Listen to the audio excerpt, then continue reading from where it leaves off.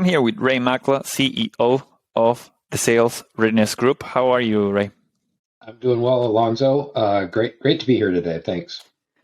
Yeah, so Ray, we discussed talking about selling to the CFO for today's episode.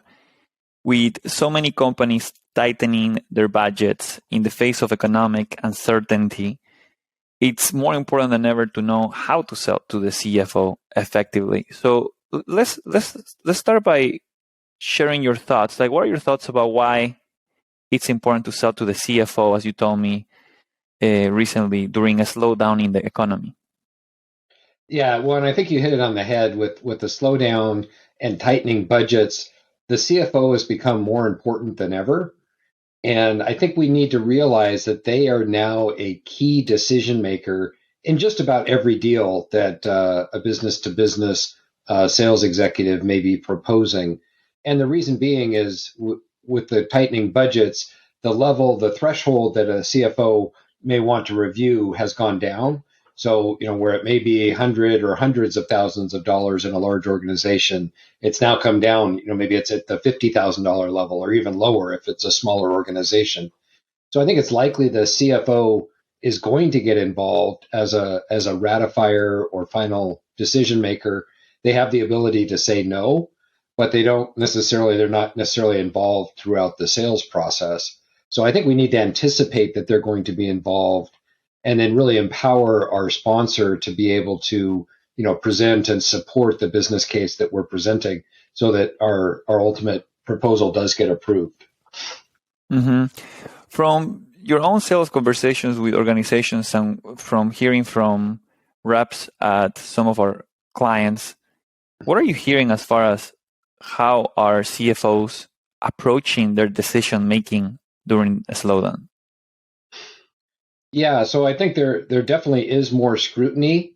And, of course, there's a focus on ROI. Is there a return on investment? And maybe more specifically, what's the time frame for that ROI?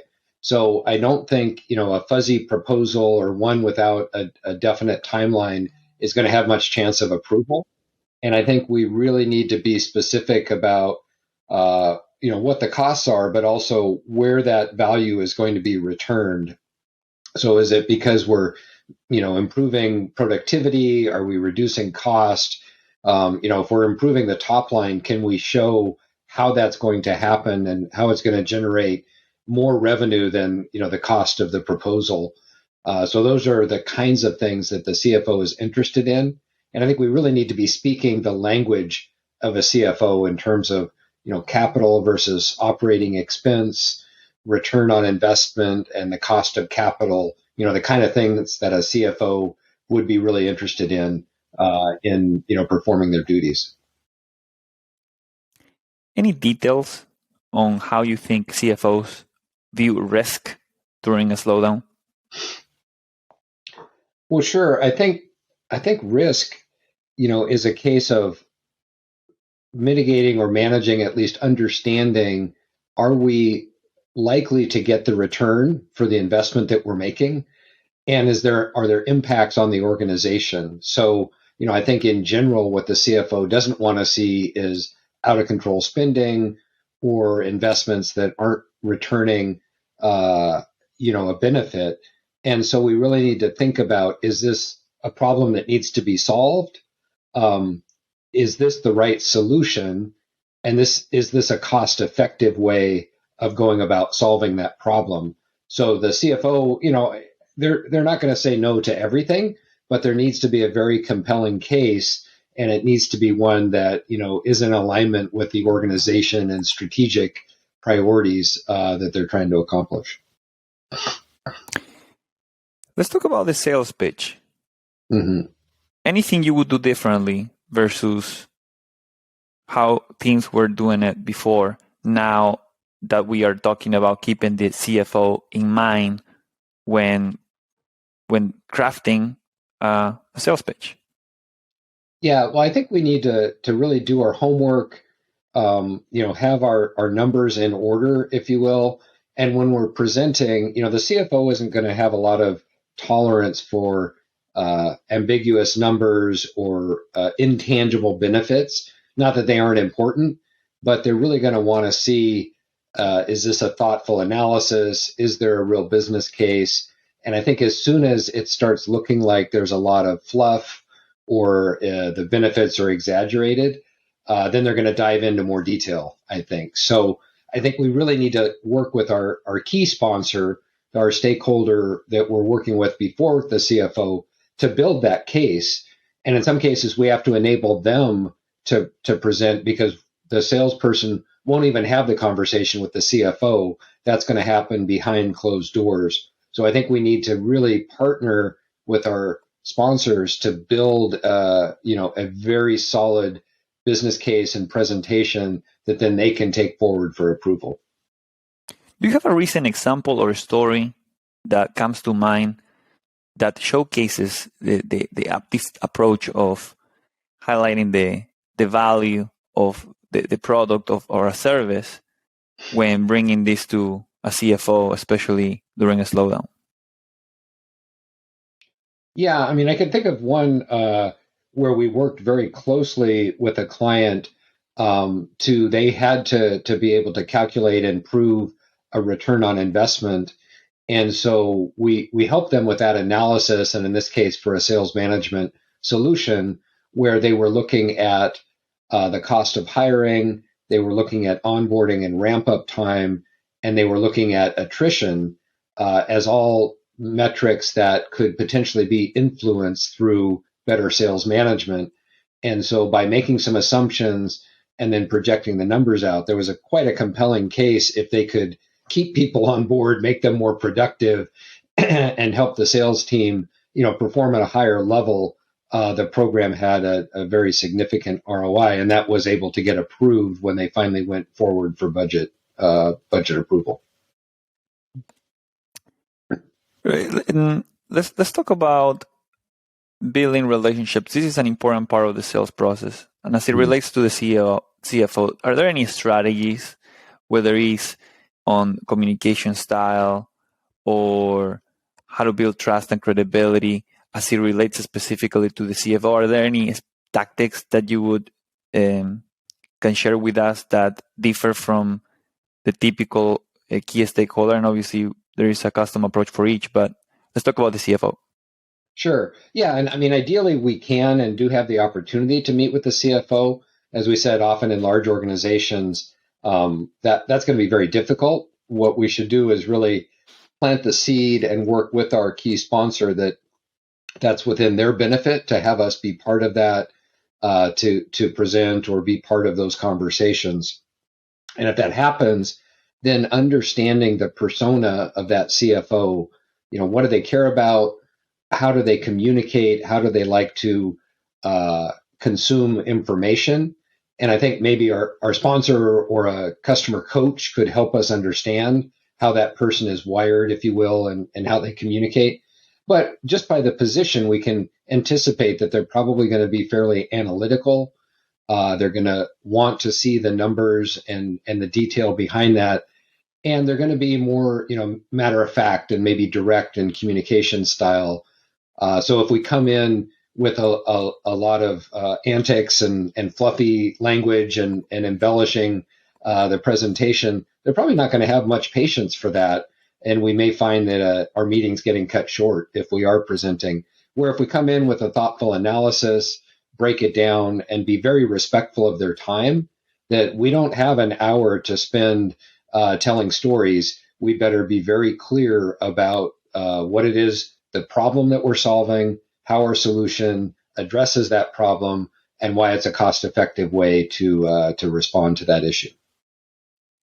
Yeah, and then you may have already covered on this, but what do you think are some of the challenges, the main challenges CFOs are facing right now as it regards to reaching the company's goals during this slowdown? And how can we demonstrate that we have a deep understanding for these challenges during the sales process? Yeah, I mean, I think one of the common themes we're hearing across clients is this idea of having to do more with less.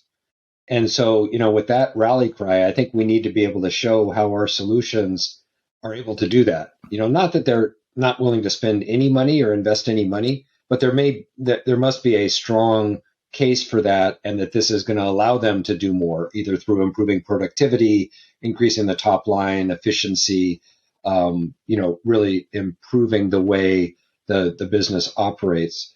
So, I think that's one of the challenges that we need to address with the CFO is how do we help them do that? And how do we make it comfortable and confident that we're the right partner to work with them, to solve that problem or to move forward? Because the last thing they want to do is, increase cost and then have a project go off track or have to invest additional money that's not supporting the organizational objectives.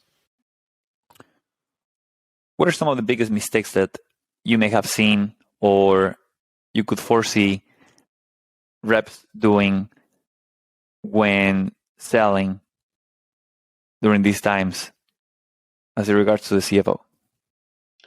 Yeah, well, one that might not be obvious, but that we should consider is if we're working with a sponsor, so say we're selling into a different area of the business, but that business leader has to present to the CFO, we should really consider the reputation of that individual. And, maybe by getting an idea, have they sold this kind of a project internally in the past? What's their reputation? But I think one of the challenges is if somebody, maybe the idea person and they're known for bringing up a lot of ideas that then get shot down, that's going to hurt our credibility as well. So I think one of the mistakes is not spending the time with our sponsor to make sure we know how they're going to present. Have they been thoughtful about the way they are going to present this solution? And is it one that, the CFO is likely to get behind? So I think that's a key mistake. I think the other mistake is maybe not doing enough of our own research and analysis to show how this initiative is aligned with the business objectives and the strategy of the company. So if we can make a link to the CEO's priorities, to the board's priorities, to where the organization is heading, then the CFO is much more likely to nod in or understand that linkage. If it feels like it's just a pet project or something that's maybe a luxury item or not required, then I think it's much easier for the CFO to say, well, that's not in our top 3 priorities, so we're not going to do it. So I think we need to work hard to make the linkage between what we're offering and the strategic objectives of the organization. Mm-hmm. Are there any specific questions that you would suggest asking early in the sales process? Because most opportunities, correct me if I'm wrong, we're not going to meet with a CFO. That's someone who's going to come later in the process. But is there something that reps can do early in the process to start gathering that information and start prepping this pitch for later in the process to be relevant and show that deep understanding to the CFO's needs? Yeah, I think it's a fantastic question and one that a lot of sales executives, forget or neglect to ask, which is, how will the CFO be involved in this decision? What's the approval process look like? And what criteria does the organization use to approve this level of investment or this type of investment? Because often I think we feel like we have such a great solution with our key sponsor that they're all for it. But what they don't realize is there are additional hoops that need to be jumped through or approvals that need to happen, as well as with procurement, to be able to ensure that you're a qualified vendor, that it meets a certain threshold, that you've mitigated risk, and that you're going to get the return on investment. So I think we should be asking those questions early in our discovery process to really, ferret out or understand what the decision-making and the financial approval process looks like so that we can work with our key sponsor to move forward and, ultimately get approval. Fantastic. Ray, do you have any final thoughts on this topic that you think that you want to re-emphasize or something that you think we may have missed touching on? Well, one concept I guess I'll just close with that I think is really important is, a lot of people talk about return on investment, and, certainly that's an important concept and one that's going to resonate with the CFO. Is there an investment? Is there a return for the investment they're making? But I think you can counter that with a COI, and it's a term that I picked up on and I think is really important to consider, and that's the cost of inaction. And so, when we're talking to the CFO, when we're putting our proposals together, I think we should also calculate what is the cost of doing nothing. In other words, if they're losing money because of inefficiencies or poor productivity or turnover, attrition, maybe it's they're missing their sales number. What's that costing the organization? Because even though it's going to take an investment to fix it, there is a cost of maintaining the status quo. And I think if we've done our homework and we're able to present that case, that will resonate that, okay, we need to make an investment, but you're losing money either way. And that makes for a more compelling case when you present your proposal. Fantastic. Yeah, you share some very practical advice here today, Ray. Thank you so much. That's great. No, good luck to everyone. The year of the CFO. And I think, by keeping some of these concepts in mind, hopefully we're better prepared to advance our proposals.